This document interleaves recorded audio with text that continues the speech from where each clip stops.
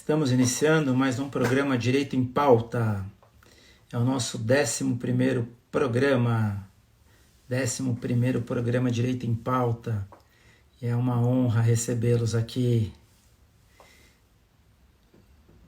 Hoje com a honra de receber aqui um querido.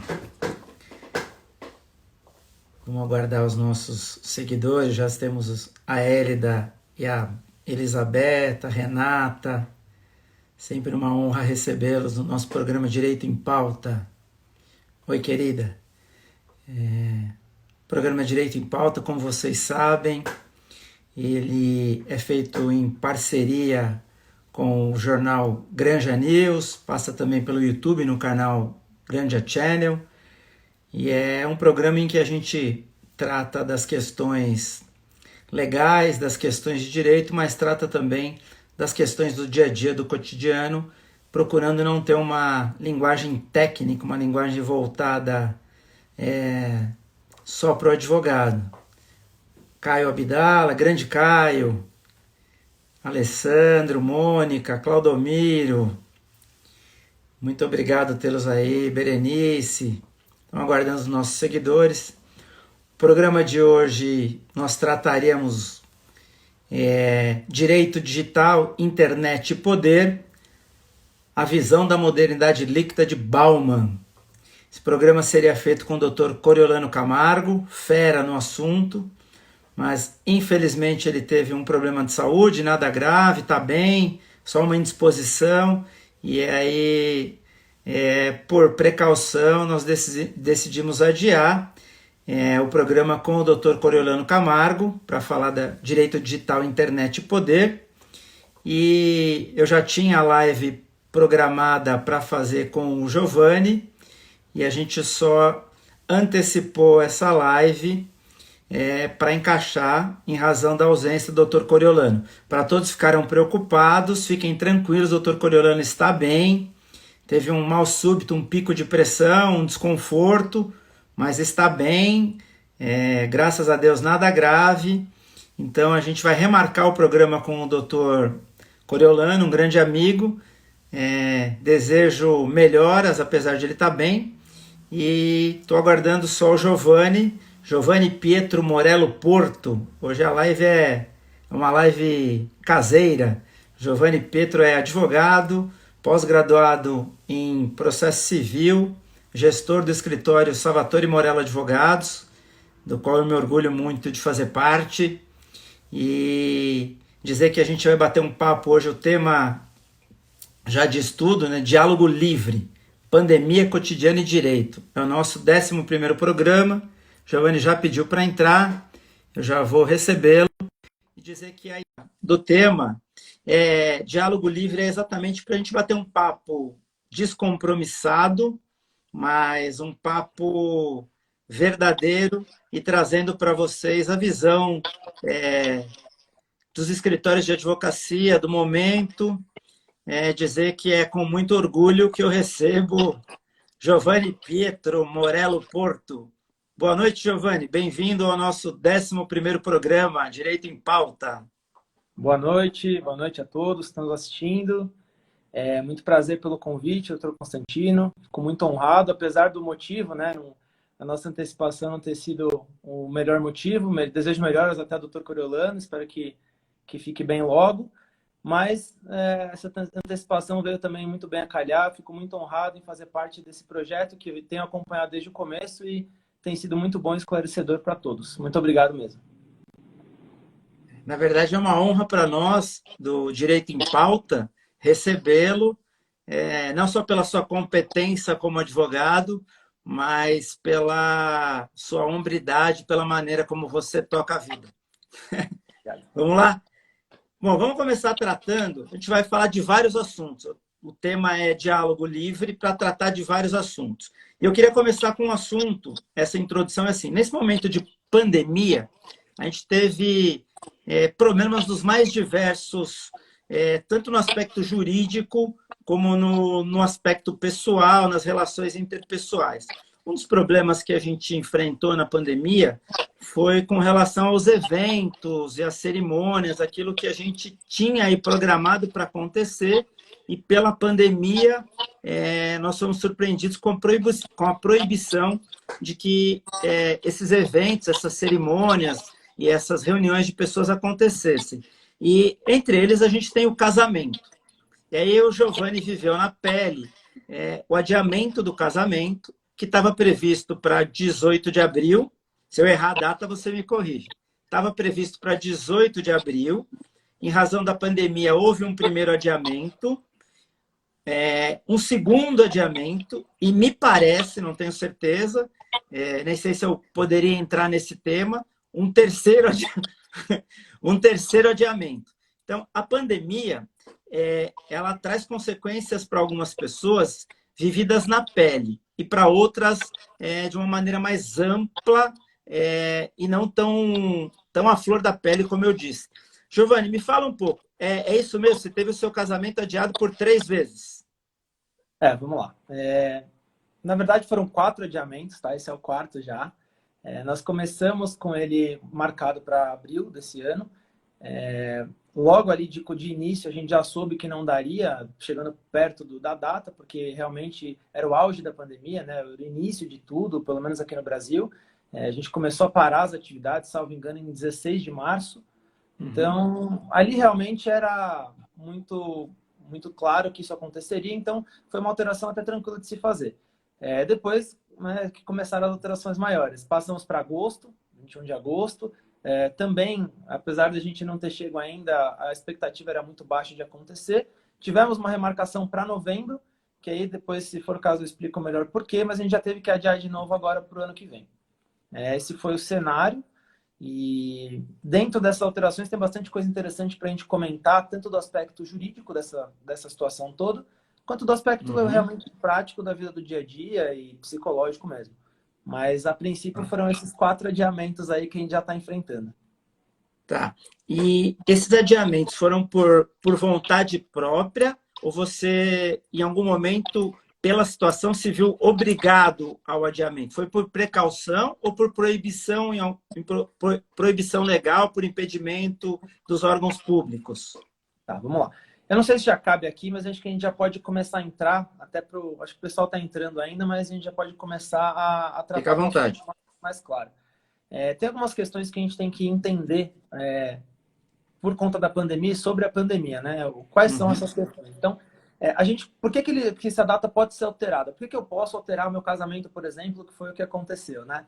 Eu posso alterar porque é um acontecimento de força maior, é um acontecimento que ele não tinha e por isso, pelo menos nesses primeiros adiamentos, é obrigatório que se faça. Então, é obrigatório para ambas as partes. Tanto para mim, enquanto consumidor, eu tenho o direito de adiar e, ao mesmo tempo, a obrigação de adiar, porque pelo menos na primeira data de abril, o evento estava impedido de acontecer pelo governo. Então, realmente, eu não poderia fazer o casamento, tá? Então, ali eu tenho a obrigação de adiar, de mudar a data e não realizar o evento, e, ao mesmo tempo, o direito de pedir para os meus fornecedores que remarquem essa data sem nenhum custo, sem nenhum ônus para mim. Estou dizendo a data de abril, né? Então, por conta do evento de força maior, a gente tem essa determinação. Conforme a gente vai evoluindo, e na minha história aqui, né, esse exemplo muito prático e muito bom, inclusive, para o que a gente está vivendo, a gente começa a evoluir, a situação juridicamente começa a ser alterada. Então, se lá atrás, em abril, eu não tinha autorização de funcionamento por parte do governo, por estarmos no início da pandemia, nessa próxima data, que seria 21 de agosto, a gente já não sabe se eu teria essa autorização ou não. Né? Pode ser que ela acontecesse, até porque, se a gente pegar na programação do Estado de São Paulo, a gente poderia, sim, no mês de agosto, estar na fase verde, né? Verde ou azul, que já permitiria a realização do evento. Então, você está dizendo que o primeiro adiamento você não poderia nem que quisesse fazer por proibição legal. E o segundo adiamento, você, obviamente, se antecipou, que seria o de agosto, você se antecipou, mas também em decorrência da pandemia. Sim. Perfeito, pode continuar, fica à vontade aí. É um limite que é bastante importante. Então, por que isso acontece, né? Primeiro, existe uma programação que não é o tema da live, eu não vou entrar muito nisso, mas acho que é importante para as pessoas entenderem. Então, claro. qual é o limite disso, né? Qual é o limite dessa remarcação? Qual é o papel de cada um e o impacto que isso traz na vida de cada um? Então, assim, para nós, a incerteza é muito grande, né? Então, ninguém, no mundo inteiro, obviamente, ninguém consegue dizer até quando vai a pandemia. Qual é o limite disso, salvo, claro, a existência de uma vacina. Quando for criada a vacina, em tese, tudo estaria resolvido. Mas sem vacina, qual que é a programação? E aqui no Brasil, mais ainda. Então, usando um exemplo rápido, eu não vou perder muito tempo, mas usando um exemplo rápido, acho que é interessante.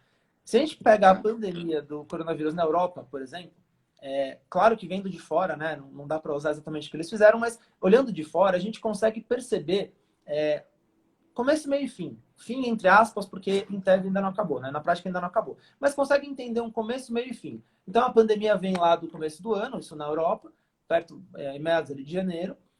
Dali em diante, na grande parte dos países, a gente conseguiu identificar exatamente o que eles fizeram. Então, principalmente na Itália, alguns começaram ali a tentar não fazer nada. Então, vamos continuar do jeito que estamos, porque nada vai acontecer, nada nos toca. Não funcionou. Uhum.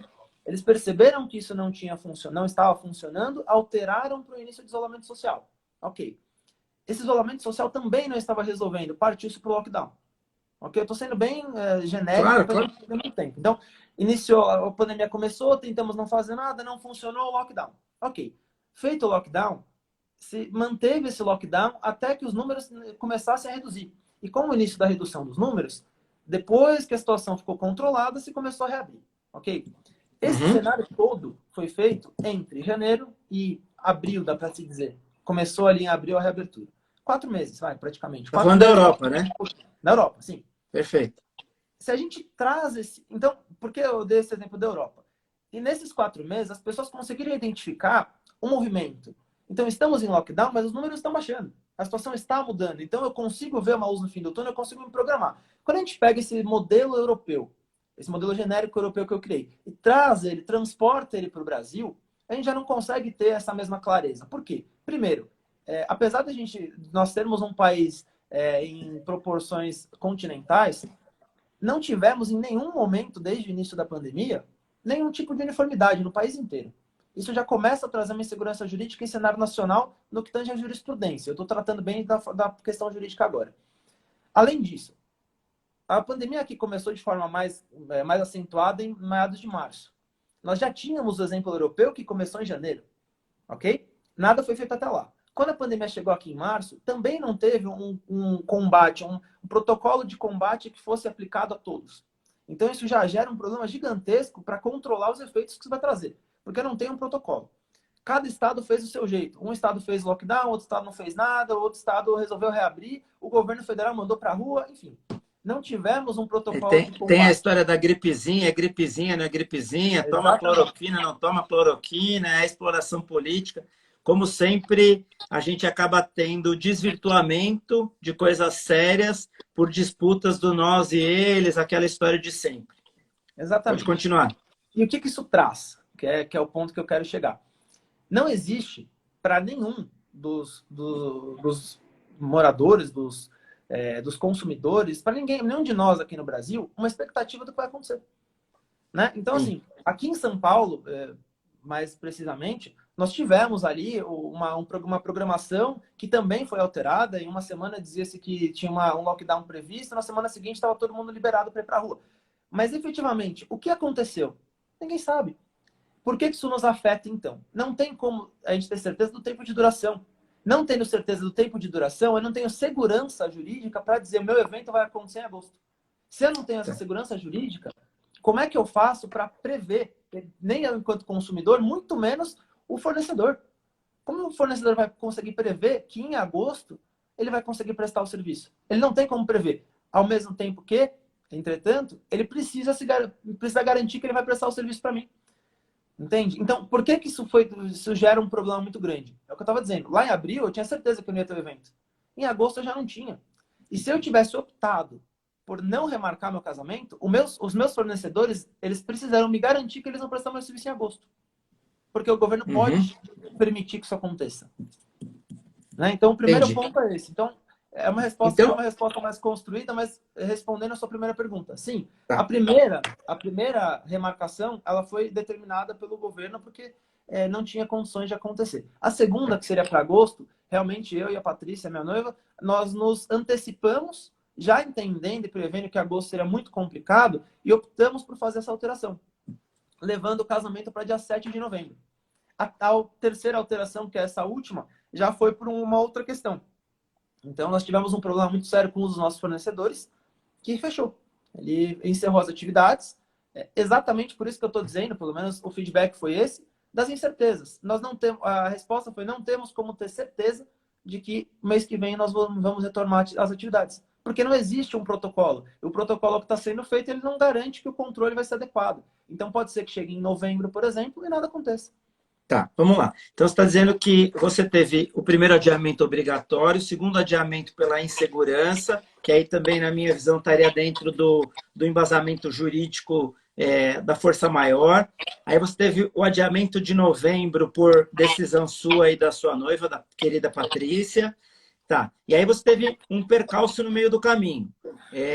Um dos teus principais fornecedores, que era o buffet, que a gente não vai falar o nome por enquanto, disse que não ia mais fazer o casamento. Ok, vamos para a parte prática. Eu estou lá com o meu casamento marcado, tudo pago, e aí eu recebo a notícia: olha, não consigo fazer o seu casamento. Vamos para a parte prática para quem está nos assistindo. E aí, primeiros passos, o que fazer?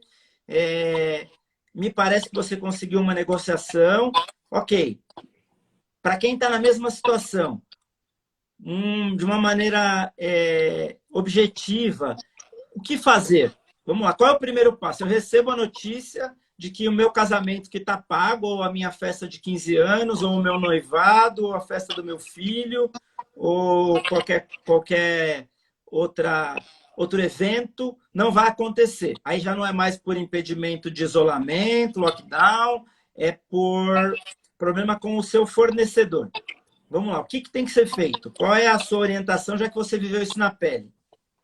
Acho que o primeiro ponto é ter calma. A primeira coisa que é muito complicado, mas é o primeiro ponto. Vamos para o que dá para fazer. Esse aí a gente fala, mas não consegue fazer. Vamos para o que dá para fazer. Parece brincadeira, mas assim, a Fernanda até comentou aqui agora há pouco: o primeiro passo é gritar bem alto. É real. Então, eu digo calma, mas num sentido figurado, porque o primeiro realmente é um desespero, e comigo também foi assim, né? Conosco lá também foi assim, mas o segundo passo é ter calma. Por que eu digo ter calma? Porque é um momento difícil, tá?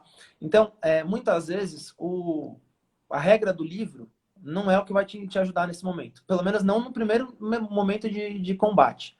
Então, se for pegar pelo livro, as alternativas serão muito claras e diversas. Mas, nesse primeiro momento, assim, primeiro, grita bem alto, como a Fernanda falou, se desespera, ok, mas limita esse sofrimento a um tempo. É um dia, uma hora, algumas horas, mas enfim, você tem que limitar esse sofrimento, porque senão você perde o controle da situação.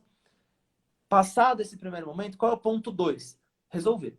Como que se resolve? Esse fornecedor, ele tem que primeiro te passar alguma coisa da forma que ele vai agir. Então, o que ele tem que te fornecer? Primeiro, o que aconteceu? Segundo, como resolveremos? Tá? Tem que devolver o dinheiro. Você tem que ir atrás da devolução do dinheiro. Isso é importante.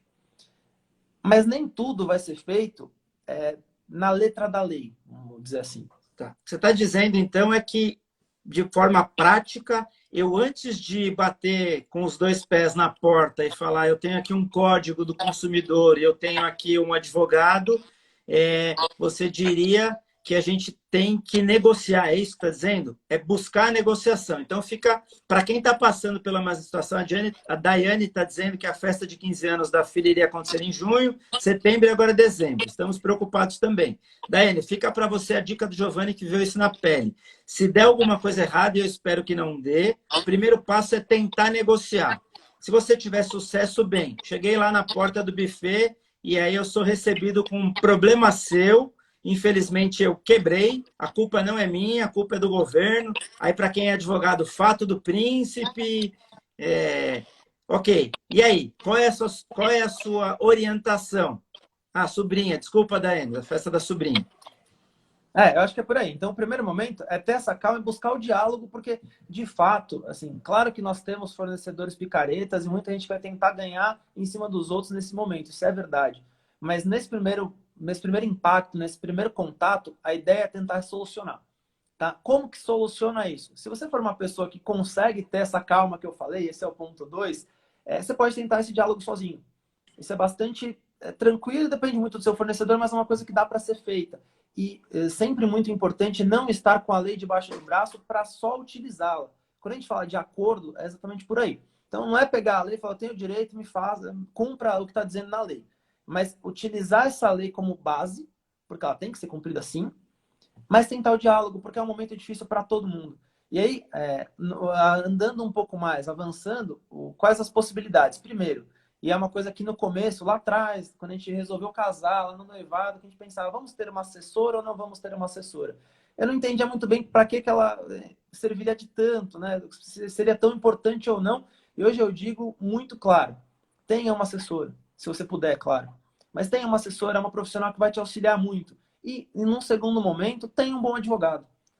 Acho que aí vendendo um pouco já o meu peixe, mas você tem que ter um bom advogado e que saiba lidar com esse tipo de situação sem querer só brigar. Brigar não é solução para quase nada. Então, Ok. deixa a briga para um segundo momento, tenha um bom advogado, tenha um assessor e dialogue. Eu acho que é muito importante o diálogo para que a gente chegue num resultado, numa situação. Por exemplo, a lei não diz, só para finalizar, que o dinheiro tem que ser devolvido à vista, ou em 30 dias, ou em 2 dias. Não Tem, existe inclusive, isso. uma medida provisória, que, se eu não me engano, é a 948, que permite a concessão do crédito para utilização em 12 meses. Né? Tem que ter a concordância do consumidor, mas esse caminho da negociação, eu acho que é bem por aí. Pegando um gancho no que você falou da assessora, você acredita que pela assessora ela vende um serviço, e ela vende um serviço de aproximação de fornecedores. Você acredita que no caso do buffet, por exemplo, que ela indicou, mas a sua contratação foi direta, ela teria responsabilidade solidária? Não. Nesse momento, eu não entendo que exista essa responsabilidade, a não ser que seja uma venda casada. Então, venda casada, eu estou dando um Sim, exemplo. sim, não, para ficar claro, perfeito. Mas assim, por que seria casado? Então, eu fui até o buffet, por exemplo, e o buffet me empurrou a assessoria junto. Então, eu precisei contratar a assessoria junto. Ou eu fui na assessoria e a minha assessora disse, eu só trabalho com este buffet. Aí ela tem Perfeito. responsabilidade. Agora, se ela está só te assessorando, ela pode ter indicado que é o trabalho realmente de muitas delas. Mas não tem uma responsabilidade porque ela não tem o controle dessa situação. Tá? Então, Entendi. não acredito que tenha essa responsabilidade também para, apesar de se falar em cadeia de consumo, nesse caso específico, eu não acredito que estenda, não.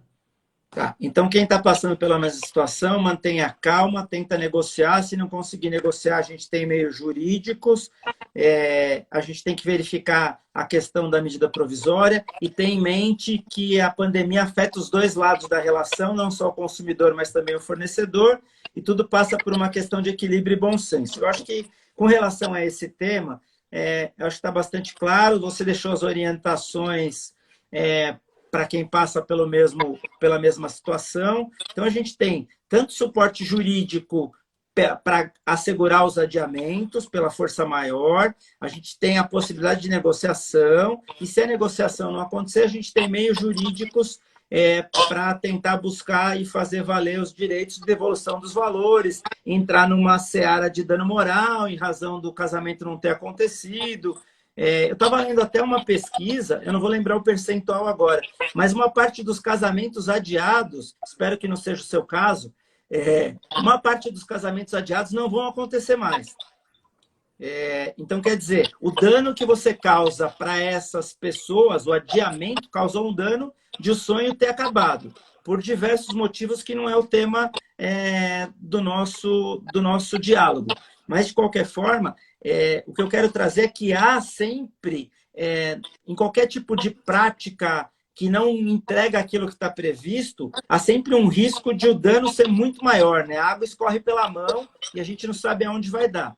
Ok, eu acho que a gente pode passar para um outro assunto. Eu Posso queria só fazer aproveitar já, Giovanni, agradecer a doutora Delma de Uberlândia, que está sempre com a gente, doutora Márcia, lá do Rio de Janeiro, a Isa, Fernanda, Gabriel, Daniel, equipe Salvatore Morello, Bárbara, pessoal todo de Cunha, Marli Anese, aniversário da Marli hoje, parabéns, Marli, saúde, Gabi Tikawa, a Núrio, Marcelo, Maria Helena, Popó, doutora Milcar fez FMU comigo e está em todas as lives, é o meu seguidor Mor, agradeço sempre, um ótimo advogado, direito sindical, fera.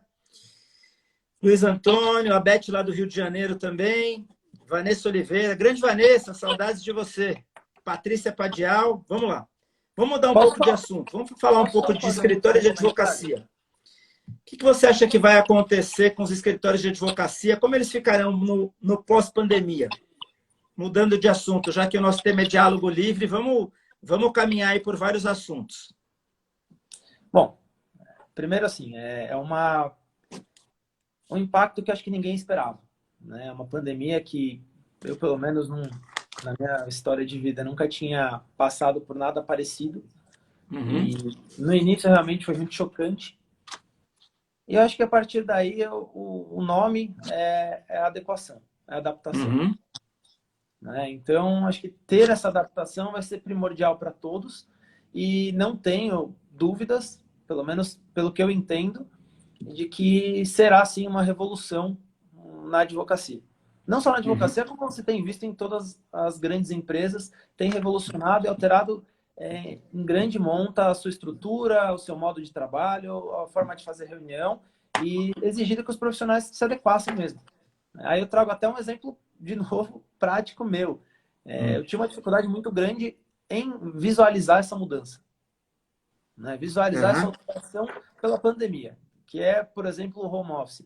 Como se adequar no home office? Para mim, a dificuldade era muito grande em não só se adequar, mas em efetivamente conseguir trabalhar e tirar frutos, né, da equipe nesse formato de trabalho. Então, acho que a palavra que talvez defina essa alteração por conta da pandemia do coronavírus é revolução e adequação. São essas duas palavras. Você acha que home office é um caminho sem volta? Sim, sim. Eu acho que é, e eu acho que é exatamente isso que vai trazer a grande revolução. Vejo como um caminho sem volta, vejo como uma alteração positiva, aliás, muito positiva, mas também com um pouco de cautela. Eu acho que tem que existir cautela, porque home office não significa redução de custos. Eu acho que não deve ser só por aí. O home office ele não pode ser visto só como redução de custos, porque vou tentar explicar o que eu penso e qual é o meu raciocínio. Enquanto a gente fala de pandemia, a redução de custos é muito importante, mas ela é imediata, né? Ela é imediata, aliás. Ela vai funcionar por um curto período de tempo, tem prazo determinado. Então, a pandemia aqui no Brasil está desde março, vamos segurar até dezembro, porque depois disso as coisas vão voltar ao normal. Ali a necessidade de home office é redução de custo mesmo. Redução pura de custo. Mas isso não pode ser levado só como redução de custos para ser mantido para sempre. Porque não é esse o intuito. O intuito do home office não é reduzir custos e ponto. Mas o home office como sistema, você acha que veio para ficar? Acho que sim. Acho que veio para ficar, mas tendo essa cautela. Por que essa cautela? Porque se a gente for só pelo lado da redução de custos e não avaliar, por exemplo, a produtividade da equipe, não avaliar a maturidade mesmo da equipe para conseguir trabalhar nesse sistema, não pensar... Eu acho que o home office tem que levar mais para um lado do profissional e não do custo.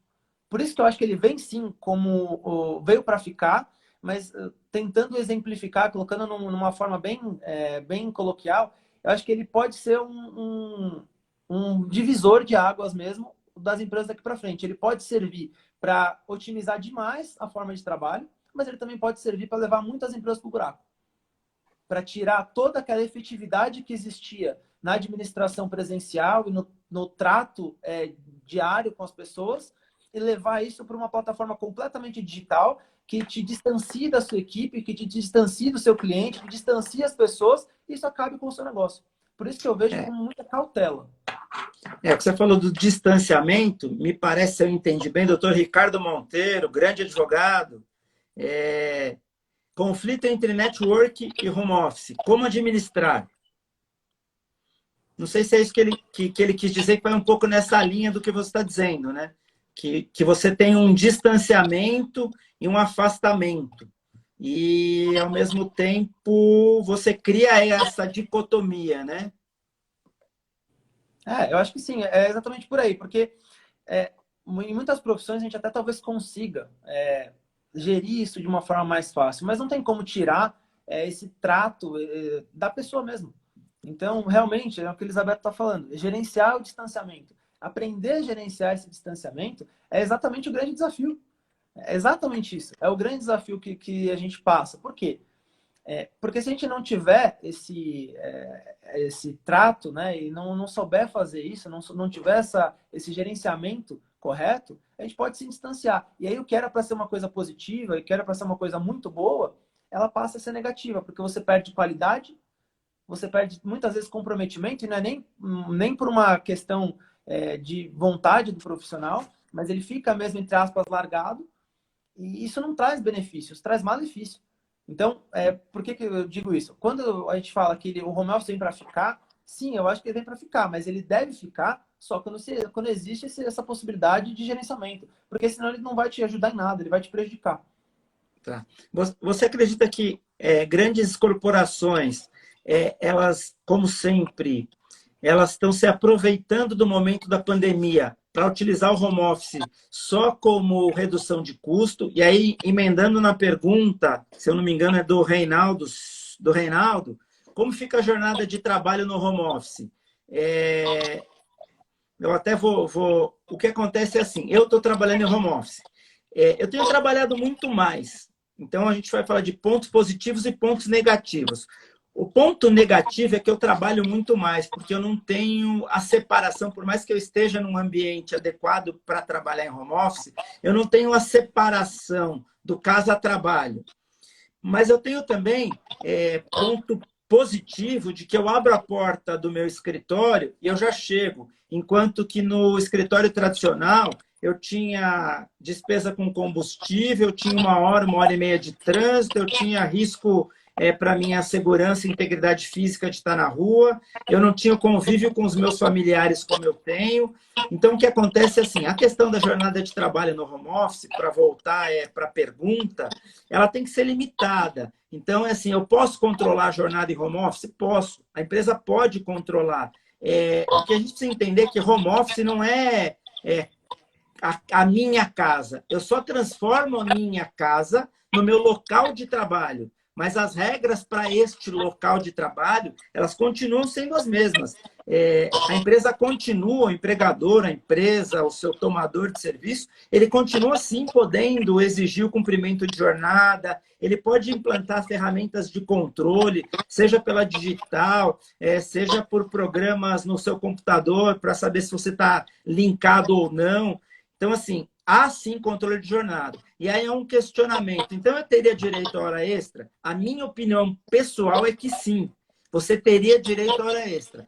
Onde é que está aí o calcanhar de Aquiles? Como é que você consegue comprovar que a distância da fiscalização direta do seu empregador, você realmente extrapolou o seu limite de jornada?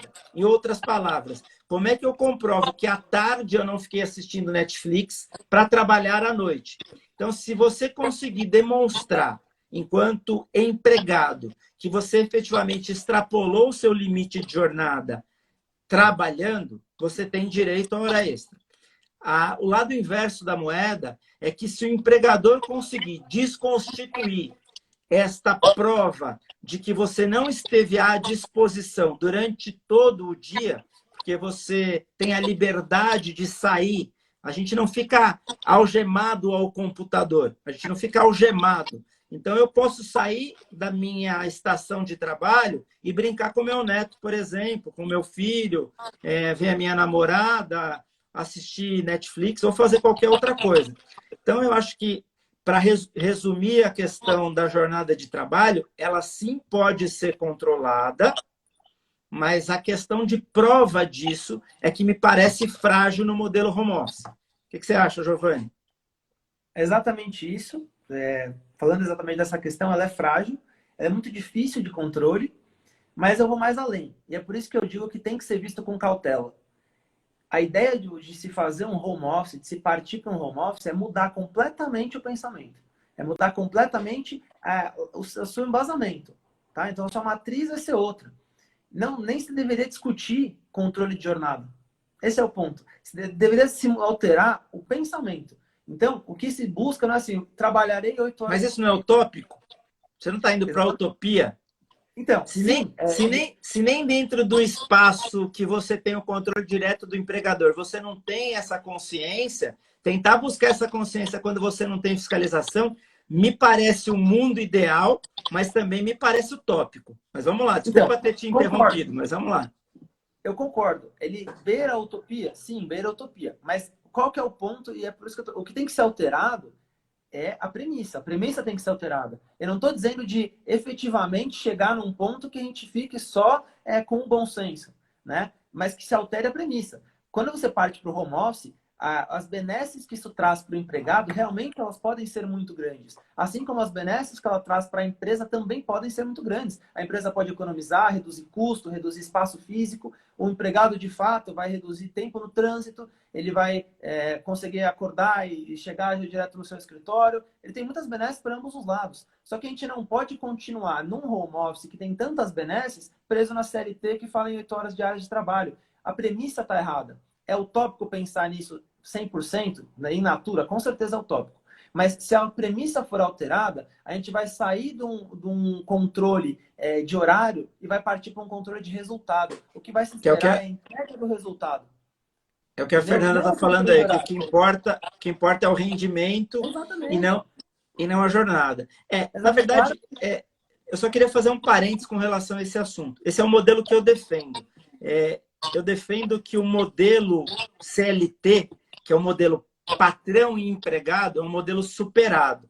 Que a gente só vai deixar de ser um país subdesenvolvido quando a gente der liberdade para as pessoas decidirem as coisas. Enquanto eu tiver um governo que não te dá a possibilidade de pensar, então eu tenho vale transporte, porque se eu pegar o dinheiro eu gasto e não tenho dinheiro para condução. Eu tenho vale gás, porque se eu receber o dinheiro eu gasto e eu não consigo comprar o gás. Eu tenho vale leite, eu tenho Bolsa Família, eu tenho vale alimentação, eu tenho vale tudo. Por quê? Porque eu não posso pensar. Quando eu saio da caixa, quando eu saio da ilha, como foi falado numa das nossas lives, e começo a pensar, vendo como política de governo, me parece que é uma preocupação de que eu posso pensar e enxergar aquilo que eu não deveria enxergar.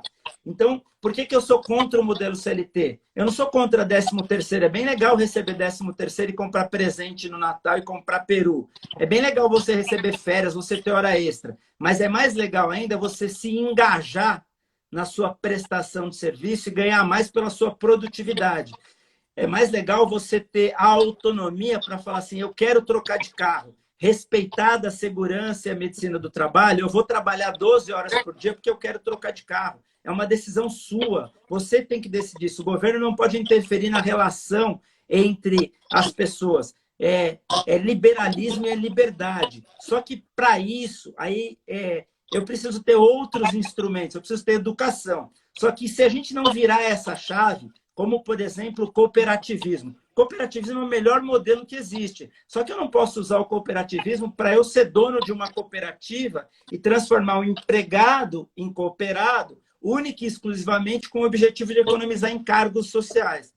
Então, assim, eu só quis fazer esse parênteses para dizer que a gente precisa, sim, esse modelo da produtividade, de ganhar pelo que eu produzo, é muito melhor. E ele passa por um outro conceito que é de excelência, que é a meritocracia. Então, assim, quem faz, ganha, quem não faz, não tem que ganhar. E a gente precisa soltar as amarras do povo brasileiro, do povo de verdade, para que a gente consiga algum dia ser um país, eu não diria nem de primeiro mundo, mas ser um país justo, com menos desigualdade. Então, passa pelo direito, passa pela relação patrão-empregado, passa pelo que você falou do modelo utópico, passa por uma mudança de cultura, passa por educação, mas precisa passar.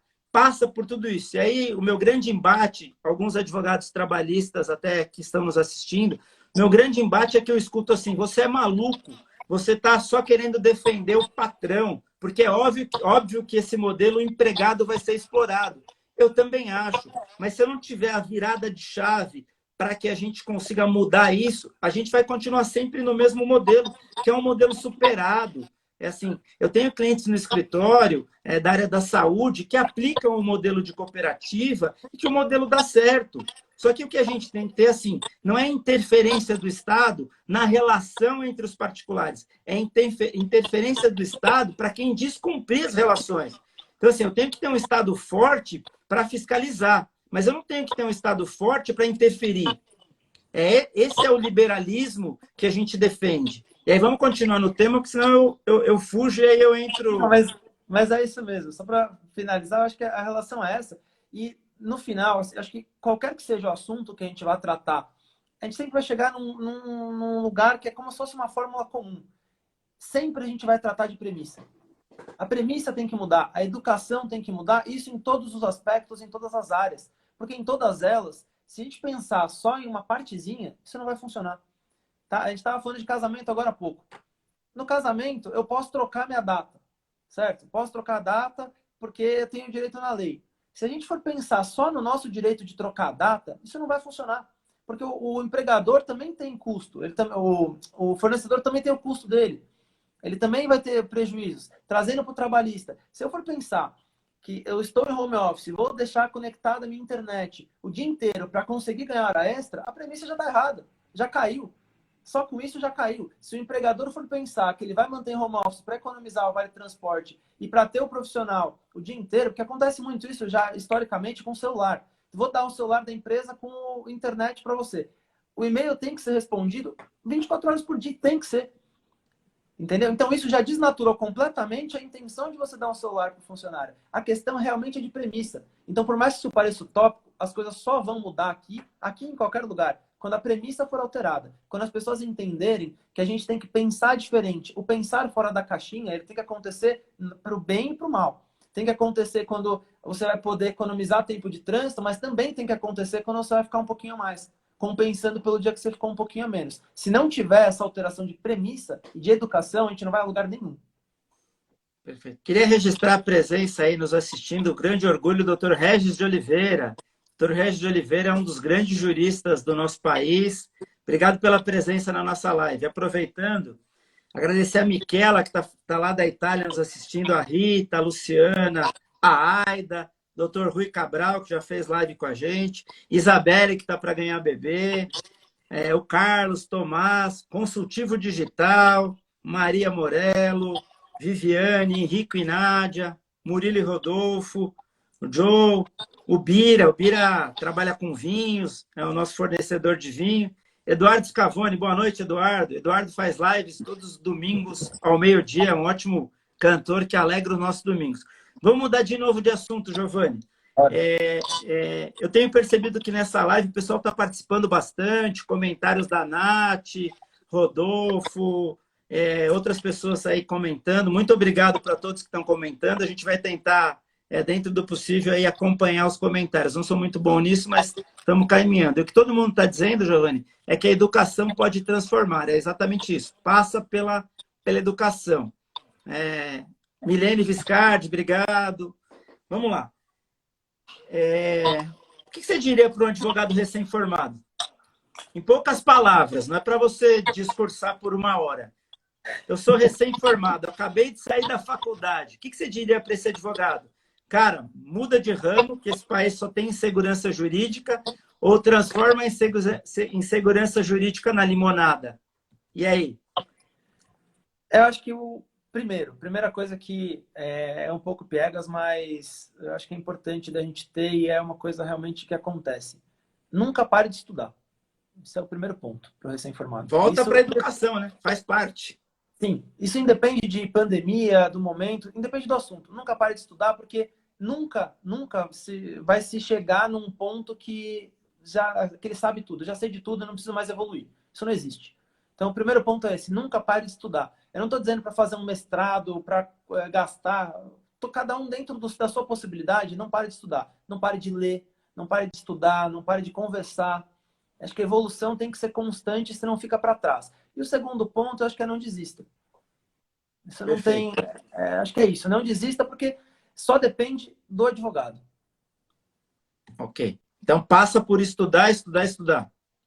Estudar, gente, eu preciso ler um comentário aqui que é importante. A gente está numa live em família, e aí a querida da minha mãe disse assim: uma pessoa idosa que precisa de vocês e não mexe na internet, te acha aonde? 3063-2929. 3063-2929. Tá respondido, mãe.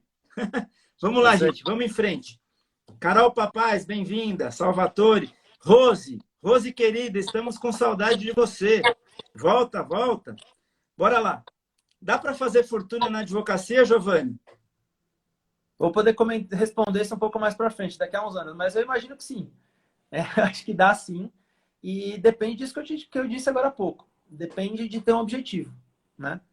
Se o objetivo for traçado, for fixado, e a busca a esse objetivo não acabar nunca, é possível sim. Perfeito. Você considera o advogado um profissional bem remunerado? Sim, mas aí tem o parênteses que é muito importante acontecer, e aí é um parênteses que todos os advogados que estão nos assistindo têm que entender. Profissional bem remunerado tem em todas as profissões. Todas elas. Tá? Tem jogador de futebol que é milionário. Só que ao mesmo tempo tem jogador de futebol que não ganha um salário mínimo. Tem advogado que é milionário. E tem advogado que não tem dinheiro para comer. É verdade. Então, eu acho que aí é uma questão de foco e de busca incessante do sucesso. Tá? Sucesso profissional. Eu não digo nem que o sucesso seja só ser milionário, mas para conseguir chegar nisso, passa por tudo isso que a gente colocou. Primeiro, ninguém nasce sabendo e ninguém chega lá sozinho. Tem que trabalhar, não cai do céu. Não cai do céu. O doutor Durso, Luiz Flávio Borges Durso, um dos maiores criminalistas, nosso amigo, eu não sei se eu vou repetir a frase que ele fala de maneira adequada, mas ele fala que se apaixone pelo que você faz e você nunca mais vai trabalhar. Acho que é isso aí. A realização profissional ela tem que ser assim. Não adianta esperar sentado, não vai chegar. Não adianta esperar que alguém faça por você, não vai chegar, porque quem está fazendo vai querer ganhar para ele. Ele não vai compartilhar com quem está sentado esperando. Não vai acontecer. E não adianta ficar esperando, ganhei na loteria, dei uma sorte, é trabalho. Trabalhar, estudar e trabalhar mais um pouco. Mas a provocação do fazer fortuna é porque, assim, eu posso dizer que eu fiz fortuna. Eu fiz fortuna na advocacia e fiz fortuna na vida. Por que eu fiz fortuna? Não porque eu tenho milhões no banco, porque eu não tenho. Mas eu fiz fortuna porque eu adoro o que eu faço. Eu sou apaixonado pela minha profissão.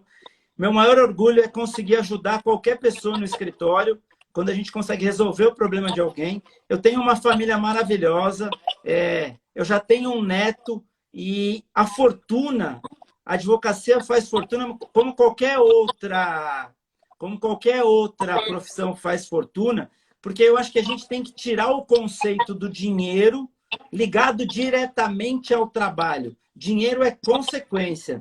Consequência de um trabalho bem feito, consequência de um estudo, consequência de se aprimorar. Então, é assim, a fortuna não necessariamente é dinheiro, porque dinheiro não é só mensurável, né? Então, assim, o que é muito dinheiro para mim é fortuna para a pessoa que está na rua. E o que é muito dinheiro para o Bill Gates é inimaginável para mim. Então, na verdade, o dinheiro é só como mensurar alguma coisa. A fortuna, quando eu acho que a gente tem que buscar, é a fortuna da realização pessoal, de botar a cabeça no travesseiro e falar, eu fiz a minha parte. Se eu ganhei 100, ou se eu ganhei 1000, ou se eu ganhei 1 milhão, eu fiz o que estava ao meu alcance. Então, acho que fica até como legado. A gente tem que correr atrás, tem que buscar aquilo que a gente pode dar. Eu ouvi uma vez que eu nunca vou conseguir tirar leite de pedra. É verdade, talvez eu nunca tire leite de pedra, mas eu posso tirar a raspa da pedra e fazer alguma coisa com ela. Então, não é mais ou menos trazer essa ideia de buscar sempre no limite. Eu acho que a gente tem que ir sempre no limite. Busca o seu limite. Busca tudo que você pode. Dê o seu melhor. O resultado faz parte. O resultado para uns tem até aquela... de maneira bem rápida, nosso tempo vai acabar, Giovanni, infelizmente. Aquela história de que o cara lá, o super empresário, encontra o pescador, no cara na rede, fala, pô, mas como é que você está sentado? Porque eu pego muito peixe. Vou resumir a história. Mas por que você não produz, não sei o quê, não contrata um monte de cara, você sabe onde está o peixe? Ele falou, para quê? Para depois de tudo isso eu sonhar em estar numa rede descansando e vendo o mar? Então é questão de conceito. Mas Na verdade, a live é sua e não é minha. Vamos lá, Giovanni. Direito e marketing digital não são mais coisas que se desvinculam? O advogado que está fora do marketing digital, o advogado que está fora das redes sociais, o advogado que está fora da internet, ele vai ficar para trás? Sim, acho que é uma coisa que não tem muito como ser diferente. Então, teve alguns comentários aí nesse sentido, até a nona falou disso agora, a dona Maria, que tem algumas pessoas que querem ter esse contato presencial. Isso não pode acabar, na nossa profissão isso não vai acabar nunca. Mas eu acho que o marketing digital ele veio para ficar e não vai embora. Não vai embora até porque a evolução tem que acompanhar, né? A nossa profissão, por mais que ela seja milenária, ela não pode parar. Então ela tem que evoluir sim, com limites, tá? Com regulamentação, mas eu acho que ele veio para ficar sim. Tem que se adequar e adaptar nele. Perfeito. Hoje a família toda aí, Rita, Salva, até a tia Gina está assistindo. É isso aí, gente. Vamos lá, Giovanni. Tem tanta coisa para falar aqui. Eu não sei se eu agradeci todo mundo que participou. A Edila, a Hélida estão sempre junto com a gente. A gente tem mais alguns minutos. Eu queria fazer uma provocação para você. Você hoje é gestor de um escritório de advocacia. Na minha opinião, um dos melhores do Brasil. Claro. Brincadeira. Eu queria fazer uma provocação para você. Vamos imaginar que você tivesse uma varinha mágica. O que você mudaria na relação do seu escritório com o seu cliente, na relação do seu advogado com o advogado do lado, na relação geral do seu negócio? Você tem varinha mágica. O que você faria com essa varinha mágica? Difícil. Uma pergunta bem capciosa. Eu acho que com ela eu retiraria todas as amarras que a gente tem de estrutura mesmo, as amarras estruturais, não do nosso escritório em si, mas da profissão como um todo. Acho que tem muitas amarras ainda que nos impedem de conseguir dar um serviço, né? Entregar um serviço mais efetivo. Então, eu tiraria muitas amarras de lobbies, de política, de insegurança. Isso conseguiria fazer com que eu entregasse para o meu cliente um serviço muito mais claro, muito mais fácil de compreender e muito mais efetivo. Eu acho que a relação tem que ser essa, tem que ser rápida. O cliente nos procura trazendo um problema que para nós é mais um problema, mas para ele é o problema da vida dele. E o que ele espera é a solução desse problema. Uma solução rápida, uma solução efetiva e uma solução honesta. E muitas vezes nós não conseguimos entregar essa solução por todas essas amarras e por essa estrutura que é, sim, uma estrutura ultrapassada. Muito difícil de se alterar, é verdade, mas que é uma estrutura ultrapassada. Então, acho que eu tiraria com essa varinha mágica essa estrutura pesada que a gente tem ao redor da nossa profissão como um todo. Pensando, não estou dizendo só do nosso escritório, porque eu acho que nem cabe. Eu acho que é mais útil utilizar esse exemplo mais amplo. Eu tiraria esse defeito, entre aspas, estrutural que nós temos no nosso poder judiciário, na nossa política, em tudo isso, para eu poder entregar para o meu cliente a verdade. O meu cliente não vai me perguntar por que este fulano decidiu dessa forma. Ele decidiu porque ele quis decidir. Isso não pode acontecer. Então, eu tiraria esse termo, essa insegurança jurídica. Isso nunca vai ser zero, é impossível. Mas eu acho que isso talvez um dos cânceres da nossa profissão seja esse. Eu não consigo entregar a verdade para o meu cliente muitas vezes, porque nem eu sei qual ela é. Ela não existe. Perfeito. Agradecer a família Molar, o pessoal da família Fiorino, Vivi Arena. Vamos lá, Giovanni. Provocação. Tem várias. Acabei de ter informação que o Bolsonaro renunciou e você é presidente até amanhã, meia-noite. O que você faria? Primeira coisa, acho que colocaria o ministro da Educação, o ministro da Saúde, perdão. Primeira coisa é colocar o ministro da Saúde que seja capaz de tirar a gente desse momento horroroso. Começa por aí. E depois disso, eu acho que a gente tem que falar de acabar com corrupção é mais uma utopia. Passa exatamente por tudo isso que a gente está falando, é interessante, né? Passa por essa premissa de alteração cultural. A gente tem que ter cultura diferente. Aí é um trabalho longo, é um trabalho árduo. Acho que primeiro é trocar, respondendo a sua provocação, eu trocaria o ministro da Saúde para ontem. Aliás, colocaria o ministro da Saúde. Depois disso, a alteração de premissa. Acho que a gente tem que investir nas pessoas do nosso país. Investir em educação, investir em formação de verdade. De verdade, não é ter faculdade, porque faculdade tem várias por aí. Mas uma formação que de fato forme o profissional. Que não dê para Tá, ele um diploma, porque diploma não resolve nada. E aí, daí em diante, se a gente resolver a base, a gente chega num lugar muito bom. beleza. Vou fazer agora. Eu bati, agora eu vou soprar. Vou fazer uma afirmação e você me fala se concorda ou não. O problema não é o Bolsonaro. O problema é o sistema. Concordo em partes. Não tem como discordar ou concordar completamente, mas eu concordo em partes. Eu acho que o sistema é, sim, muito ultrapassado e é o responsável por 90% disso. Mas o problema também é o Bolsonaro, porque quem está com a caneta na mão hoje é ele. E ele não fez nada para alterar esse sistema. Então, acho que não dá só para sair e falar, o problema não é meu, o sistema que é corrompido. Tá, mas o presidente hoje é o senhor, ou é o outro fulano. Quem está lá agora tem que mudar. Porque se a mudança não iniciar, ela sempre vai ser tratada como utopia e a gente vai viver assim para sempre. Um país que tem tudo, que tem riqueza natural, que tem solo fértil, que tem uma população extremamente inteligente, e é extremamente inteligente, é ignorante em muitos pontos, mas inteligente. Que tem espaço físico para crescer, que tem tudo, e que ao mesmo tempo não tem nada. Eu acho que é isso. O profissional, quem está lá, o presidente, ele tem que começar. Porque se ninguém começar, a gente nunca vai resolver. A gente vai ficar aqui em 2050, a gente vai estar discutindo a mesma coisa, a premissa, a educação, blá, blá, e não vai chegar em lugar nenhum. Então a culpa também é dele. Dele e Eu dos li um outros que artigo, passaram, tá? a gente está chegando ao final. Eu li um artigo que era mais ou menos, o título do artigo era: O Brasil perdeu para a pandemia e ligou o dane-se. Eu acho que resume tudo, né? O Brasil perdeu para a pandemia e ligou o dane-se, porque não era o momento de nada, só que a gente perdeu para a pandemia. Agora é cada um a sua própria sorte. Cuidem-se. Queria agradecer, Giovanni, a sua presença, dizer que eu sou seu admirador, que você é um brilhante advogado. Agradecer todo mundo que compartilhou, perdão, todo mundo que participou, todo mundo que palpitou, todo mundo que participou ativamente.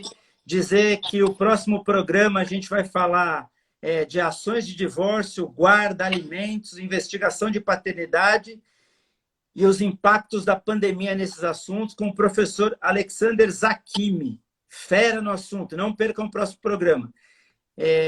Agradeço de coração a todos que estiveram aí, não citei o nome de todo mundo. Dizer que é uma honra fazer esse programa em forma de live, que ele não vai acabar, mesmo passada a pandemia, e a gente vai chegar em 1000 programas. Quando eu fizer o 1000º programa, eu vou estar satisfeito. A gente está no 11º. Giovanni, a gente vai finalizar e eu vou fazer como eu tenho feito em todas as lives. A gente vai falar até cair. Cuidem-se. Um bom final de quarta-feira. Acreditem, não desistam. O universo tem abundância para todos nós. 1 minuto e meio para você finalizar. Obrigado, gente. Obrigado de coração. Fiquem com Deus, se cuidem. Bom, Vai até muito acabar, obrigado. Giovanni. 1 minuto e 47 pelo meu cronômetro. Obrigado de coração para todo mundo. Obrigado de novo, muito obrigado pelo convite. Foi muito importante para mim. Acompanhei desde o início, acho um projeto muito bom, esclarecedor e que aumenta o diálogo que às vezes tem que ter. Não falar difícil, falar uma linguagem que as pessoas entendam, mas que também não perca a parte técnica que a gente tem que trazer. Muito obrigado mesmo. E se eu puder, nesse finalzinho, deixar para as pessoas, acho que a reflexão é essa. É utópico, mas é necessário. Mudem as premissas de vocês, por favor. Mudem as premissas. A gente tem solução, sim. Nós temos possibilidade de ser o melhor país do planeta, ou pelo menos o país mais justo dele. Mudem a premissa e se cuidem. Usem máscara, não aceitem essas informações de que não é nada. É sim, muita gente está morrendo, a gente precisa se cuidar. E mudem as premissas. Mudando as premissas, nós chegaremos longe, muito longe. Muito obrigado pelo espaço e espero estar com você até essas 1000 lives aí. Chegaremos lá.